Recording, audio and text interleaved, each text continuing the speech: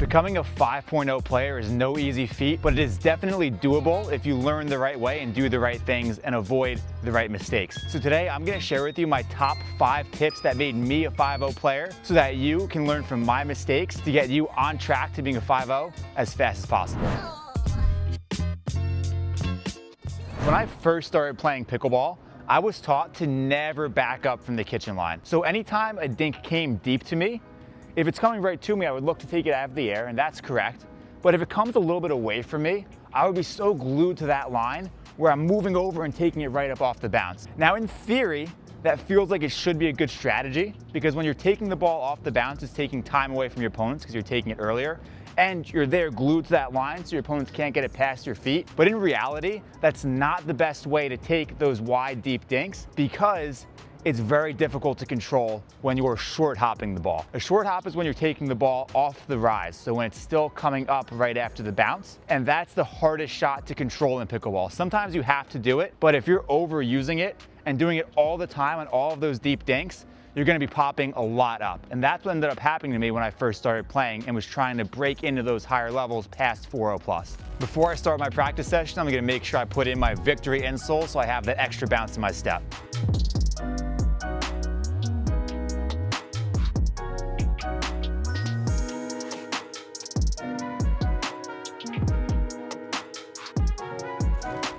So watch how when I short hop this ball, it goes really high and my opponent's able to take it out of the air and crush it. That's the trouble with that shot. I see it all the time. It is very, very difficult to keep it low and get it back in the kitchen when you're taking it right off the bounce. The best time to hit a dink is right at the peak of the bounce. So when it bounces and comes all the way up and you have that split second where it stops before it starts coming down. So look at these dinks here. They're easy because they're bouncing short in the kitchen and I'm able to wait for it to come up to the peak of the bounce before I hit. Now again, my opponent's making this pretty easy for me. So the solution when the ball comes deeper and further away from me is to come back off the line with 1 foot so I give myself space and time for the ball to rise up to its peak. So of course, if the ball ends up bouncing right here on the kitchen line, I can't just stick my paddle out and take it off the peak of the bounce. The peak of the bounce is gonna be behind the line somewhere. It'll probably be right around here. So that means that I now have to back up to give myself time for the ball to rise. But backing up off the kitchen line is bad, right? Only if you do it with 2 feet. Like this is bad. I don't wanna have 2 feet off the line because when I do that, now I'm giving my opponent a lot of space to be able to come back towards my feet, and it's gonna be 2 steps to get back up to the line. So instead what I wanna do is move just 1 foot off. So I'm still holding the line. I come to here, and now it's just 1 step up to the line. And I'm not giving any additional space for my opponent to hit to. That footwork is called the drop step. It's a single step back off the line where I put my body on a 45-degree angle with the kitchen line to give myself that time, because now when I swing through, I'm gonna make contact with the ball at its peak, which is right here behind the line like we just talked about.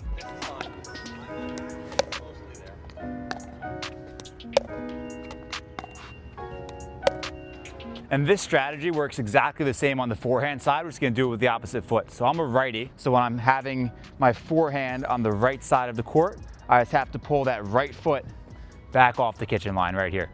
And I'm gonna use that the same exact way I did on the backhand side to create a little bit of space for that ball to come up, and I can swing through and contact it at the peak of the bounce.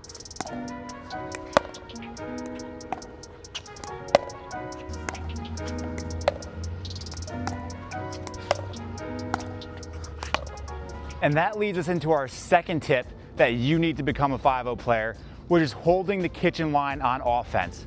So when you're in an offensive position, or when the ball is just coming right to you, that's when we do want to be glued to the kitchen line with both feet so we can get maximum reach.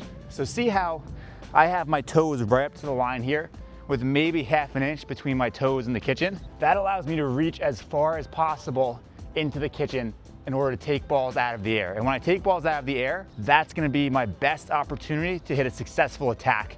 And even if I don't hit a successful attack, I could at least roll it with a little bit of topspin to take some time away from my opponents. So when I have my toes right up to the line there and I stick my arm all the way out, here's my reach.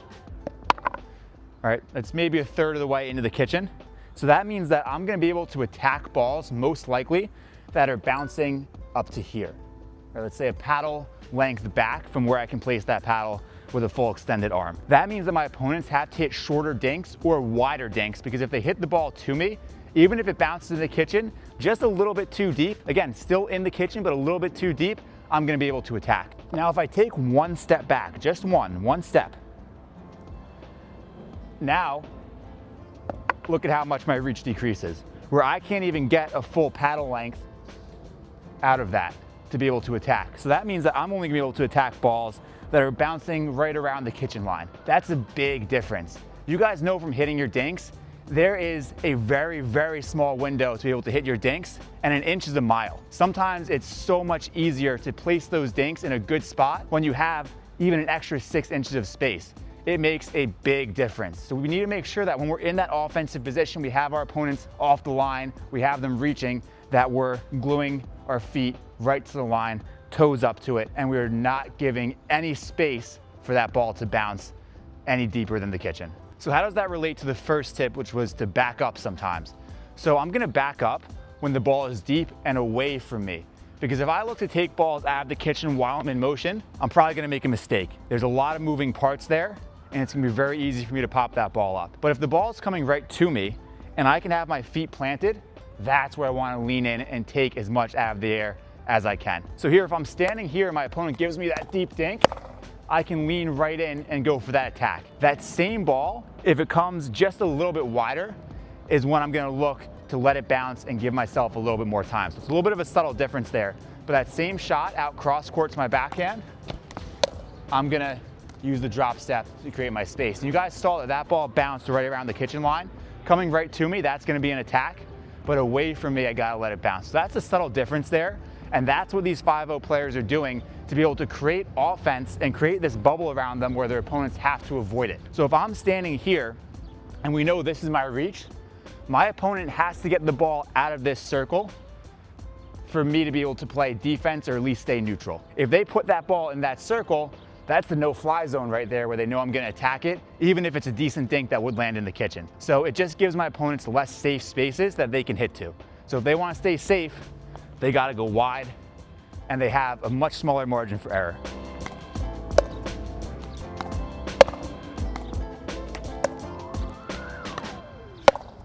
My third tip on how to become a 5-0, and this one's gonna help you get to 5-0 fast, it's one of my favorite tips, is to prioritize patience at the kitchen line. What's that mean? It's prioritizing putting the ball in the kitchen and making that your first choice, as opposed to over-attacking or looking to create offense at every single opportunity. In fact, when I watch 5-0 players, a lot of the times they're giving up opportunities to be offensive that they maybe could have taken advantage of. And that's a little bit different at the 5-0 level than above. So if you watch the pros play, they're playing very aggressive a lot of the time, especially nowadays where they're speeding up some balls that most 5-0s or 4-5s would never look to speed up. But that's a totally different game. If you want to become a 5-0 and you want to give yourself the opportunity to win at the 5-0 level, we should be over dinking and playing overly patient rather than over attacking. And the reason for that is because a lot of players in that 4-5 to 5-0 range are a little bit inconsistent, where they can't necessarily make 20 dinks in a row. So if you just make them dink and work the rally, eventually they're gonna pop one up. I've won 5-0 tournaments literally without hitting a single speed up myself. And that just goes to show that if you dink and you dink well, eventually you'll probably get the pop up at that 5-0 level. So if I'm here in this dink rally, right, obviously these balls here, I'm gonna look to dink because they're shorter in the kitchen. I have to let them bounce. I don't have a lot of room to take them out of the air. But I'm okay at a 5-0 level, even taking some of them out of the air and resetting them like that, right? Even the ones that are a little bit higher, and I might look to attack, I'm totally fine, again, at the 5-0 level, resetting these in the kitchen and continuing to work the point, even though some of them I probably could accelerate on and look to create a little bit of offense. At the pro level, they're gonna take advantage of that ball every single time, but the 5-0 level, they're not necessarily going to do that, and it's because over-attacking can lead to a lot of mistakes. And again, the competition isn't necessarily consistent. So for you guys to get to that level, I'd much rather see you prioritize that dinking and staying consistent at the kitchen where you know you can dink forever on command whenever you need to. And my fourth tip for becoming a 5-0 is to prioritize your defensive shots and to really develop them. So particularly the reset, but also a nice defensive, what I call nothing drop that can get you into the kitchen on command. The best players in the world can always reset back to the kitchen whenever they need to, anytime they feel really uncomfortable, in order to continue working the point and prevent their opponent from continuing to attack them. Like I said in the last tip, I think to play at a 5-0 level, playing overly defensive and playing overly consistent is typically a pretty good strategy. So that goes for defense too. You need to be able to have shots that you can reset into the kitchen when your opponent speeds up, when you're uncomfortable in the transition zone, or when you're pulled off the court.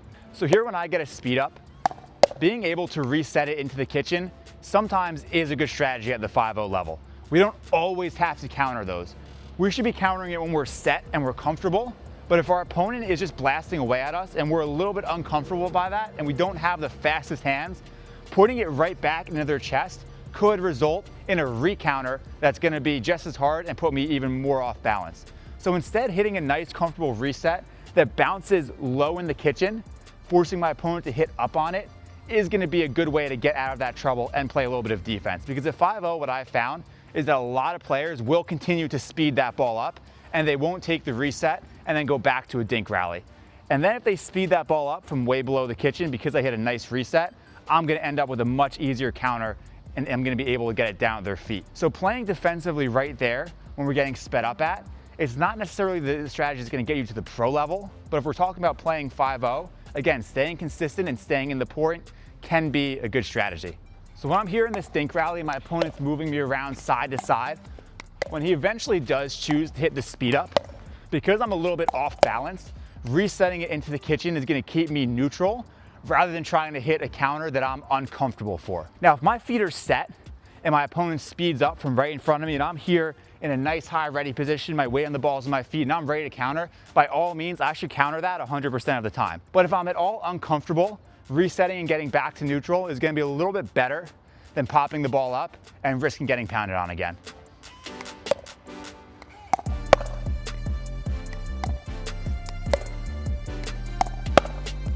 And then when I'm in the middle of the transition zone, being able to reset the ball back into the kitchen is incredibly important because this is the most vulnerable part of the court by far. And I never want to be just hanging out here in this part of the court, but if I do end up getting stuck here, I want to be able to put that ball back in the kitchen so that I can come right back up the second I get out of that defensive position. I want to move up, reclaim the kitchen, and get back to neutral. A lot of players under 5-0, once they get here, are losing the rally because they end up popping up the reset again and then their opponents put it away. So we need to have rock solid resets in this area of the court.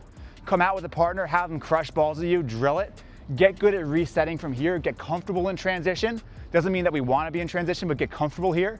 So that way when you do end up there, you can easily get out of it.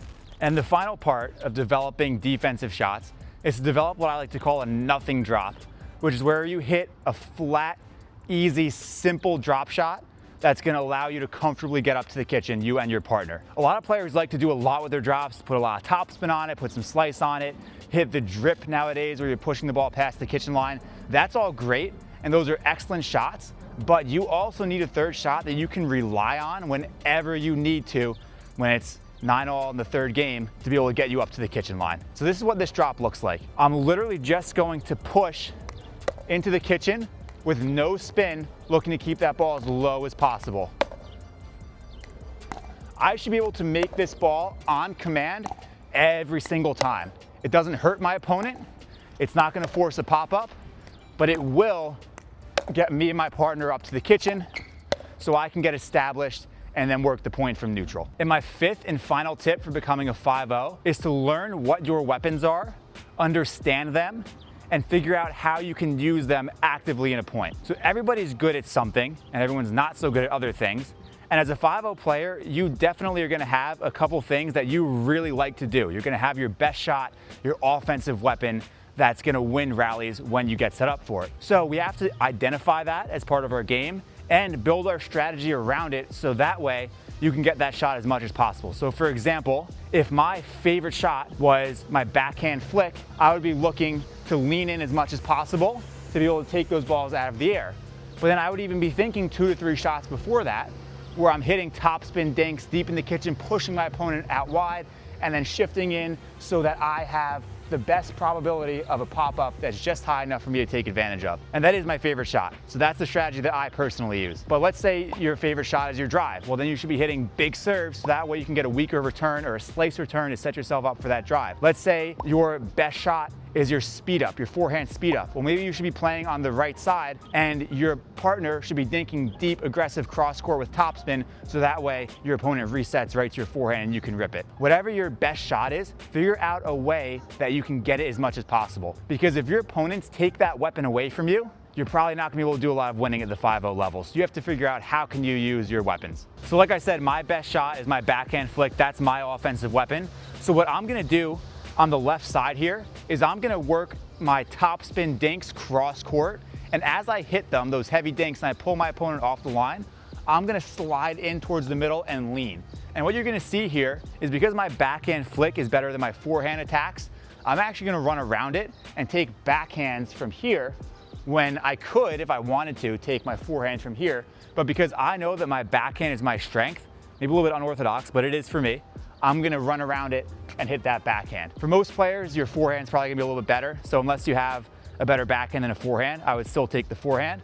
But this is an example of how I build my game around my best shot and develop strategies to win rallies.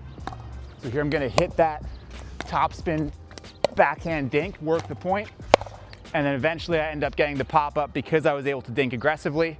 I moved over and took that backhand flick out of the air. So those are my top 5 tips to become a 5.0 level player. I wish that I had learned them sooner because if I did, I think I would have become a 5.0 a little bit faster. So let me know after you watch this video which ones you like the best and which ones affected your game the most. And hopefully I'll see you guys at a 5.0 level soon.